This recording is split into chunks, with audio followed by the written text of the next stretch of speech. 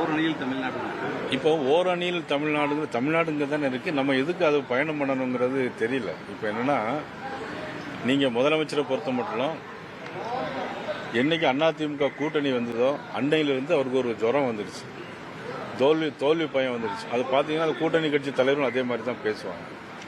இன்னைக்கு டெய்லி பார்த்தீங்கன்னா, நேற்று அம்பாசமுத்திரத்தில் 17 வயசு சிறுமியை போதைப் பொருள் பயன்படுத்தின ஒருத்தர் பாலியல் வன்கொடுமை பண்ணியிருக்கிறாங்க.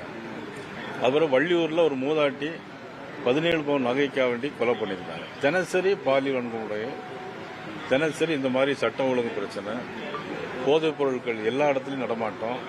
இதையெல்லாம் மறைப்பதற்காக முதலமைச்சர் ஓரணியில் தமிழ்நாடு அப்படிங்கிற சும்மா ஒரு பேனரை வச்சுட்டு இப்போ ஊராக போயிட்டு இருக்கிறாங்க. இதனால எந்த நன்மையும் கிடையாது. 2026 தேர்தலை பொறுத்த மட்டும் இன்னைக்கு வெகுஜன விரோத ஒரு ஆட்சியாக தான் இன்னைக்கு திமுக இருக்கு.